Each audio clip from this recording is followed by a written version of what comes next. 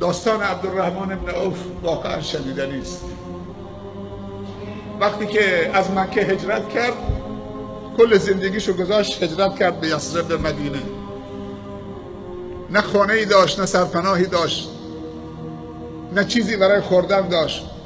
پیامبر عبدالرحمن معرفی کرد به یکی از انصار اهل مدینه، گفت این برادر توست، هر چی داری باش تقسیم کن. اون انصاری به مهاجر، به برادر مهاجرش عبدالرحمن بن عوف گفت که برادرم، من 2 تا خانه دارم، هر کدوم تو میخوای مال تو باشه. عبدالرحمن براش دعا کرد، بارک الله فی بیتک دلنی علی السوق، خدا برکت تو خونت بندازه، راه بازار نشونه من بده. گفت من 2 تا بستان دارم، 2 تا باغ دارم عبدالرحمن، هر کدوم تو میپسندی مال تو. گفت بارک الله فی بستانک دلنی علی السوق، خدا برکت در بستان تو، باغ تو بده، راه بازار نشونه من بده کجاست، من برم داد و ستد بکنم. وقتی پیامبر صلی الله علیه و سلم عفت نفس عبدالرحمن رو شنید که مهاجر با پای برهنه و دست خالی آمده هجرت کرده به خاطر خدا و رسول خدا، اینقدر عفت نفس و عزت نفس داره که راه بازار نشونه من بده، تنبلی نمیخواد، مفخوری نمیخواد، دعای برکت در رزق و روزی و عمر عبدالرحمن کرد پیامبر صلی الله علیه و سلم. به جایی رسید که عبدالرحمن میگه که دیگه نمیتونست شتراشو بشماره، گوسفنداشو بشماره، نمیتونست درهم و دینارشو بشماره. به جایی رسید که از برکت دعای رسول الله صلی الله علیه و سلم میگفت اگر پام به سنگی برخورد میکرد که سنگ جا به جا میشد، انتظار داشتم که زیر اون سنگ یک گنجی برای من باشه. سبحان الله. ولی وقتی به این مال رسید، مال تو قلبش قرار نداد که اینطوری نگه بداره، دستشو اینطوری کرد.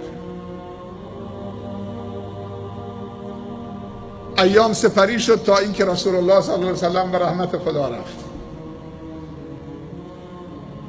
بعد از وفات رسول الله صلی الله علیه و سلم و بعد از حیات نورانی و مبارکش، یک روزی 700 تا شتر قافله، شهر مدینه در قحطی بود، تنگنا بود، مواد غذایی کم بود، مردم نیازمند بودن، مشکل داشتن. در همین اثنا، در تنگنایی شدید اهل مدینه و اطراف مدینه، قافله 700 تا شتری عبدالرحمن بن عوف، سبحان الله، 700 تا شتر قطار از شام می آمد، تمام مایحتاج شهر مدینه و اطراف مدینه بار بود، حمل بود.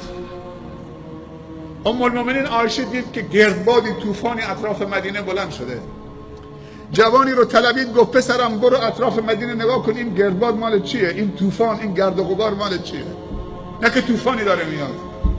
دوید رفت، وقتی برگشت گفت یا اما، ای مادر، این گردباد نیست، طوفان هم نیست، این گرد و خاکی که برپا شده قافله 700 تا شتری عبدالرحمن بن عوفه.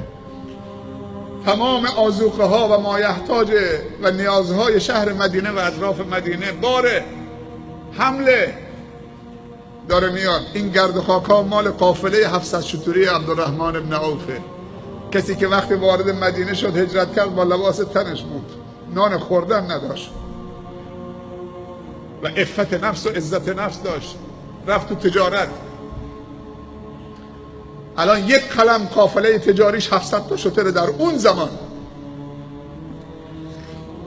گفت پسرم برو عبدالرحمن رو از زیر زمین، زیر سنگ پیدا کن بیارش، اینجا کارش دارم. عبدالرحمن بره قافله‌شو تحویل بگیره یا بره حرف مادرشو گوش بده؟ اگه من و شما بودیم کدوم یکی رو؟ کل دلالا و تجار مدینه و سمسارا همه رفتن بیرون، هر کسی 50 تا شتر گرفته، این مال من، جدا کرده از شترها، از قافله. عبدالرحمن رو پیدا کرد، گفت برو که مادر تو رو طلبیده. ام المؤمنین عایشه رضی الله عنها قافله رو 700 تا شتر رو تجار رو ول کرد، دوید رفت پیش ام المؤمنین عایشه، گفت لبیک یا امه، لبیک ای مادر. ام المؤمنینه، همسر گرامی رسول الله صلی الله علیه وسلم.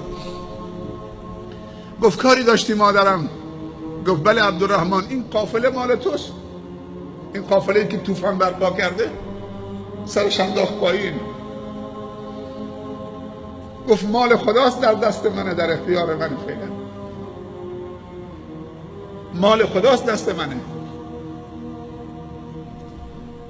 گفت عبدالرحمن زمانی که رسول الله صلی الله علیه و سلم در حیات بود چیزی درباره تو فرمودن، من تو حافظم هنوز هست، مثل که الان نقش بسته، مثل این که یک سرباز معمولی جلو ارشدش ایستاده، سیخ آماده باش. گفت چی درباره من شنیدید از رسول الله صلی الله علیه و سلم؟ گفت بگو مادر که طاقتم سر آمد. گفت شنیدم که رسول الله صلی الله علیه و سلم فرمودن یدخل عبدالرحمن ابن عوف الجنة حبا. گفت مادر خودت شنید از دهان رسول الله صلی الله علیه و سلم؟ گفت بله. عبدالرحمن زد زیر گریه.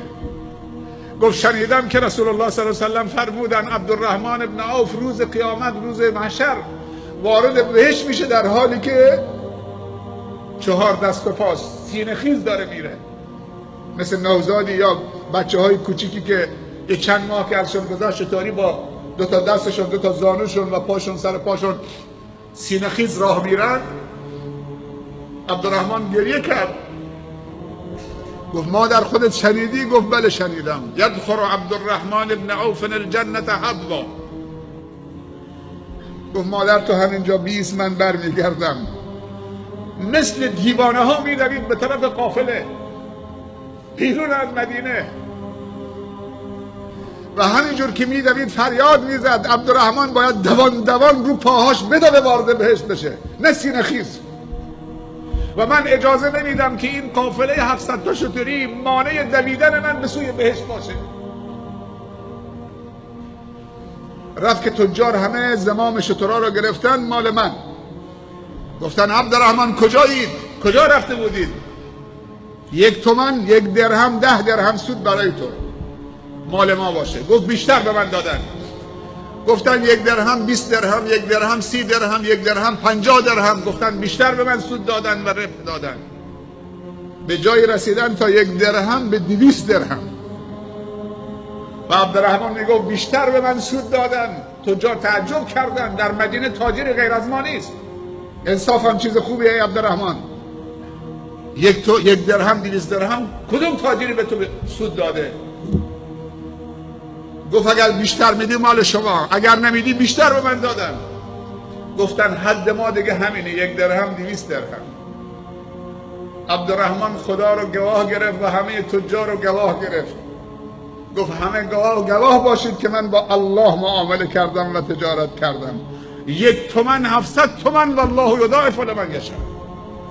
کل 700 تا شتر رو همونجا گذاشت و در یک مهرجان بزرگی و عید بزرگی و جشن بزرگی کل 700 تا شتر چه بین فقرا و نیازمندان و اهل مدینه تقسیم کرد. زمام شترش هم به خانه نبرد و میگفت من میخوام دوان دوان وارد بهشت بشم. مثل الذين ينفقون اموالهم في سبيل الله كمثل حبة انبتت 7 سنابل في كل سنبلة 100 حبة والله یضاعف لمن یشاء. در تعامل با خدا نترسید، دو دل نشید.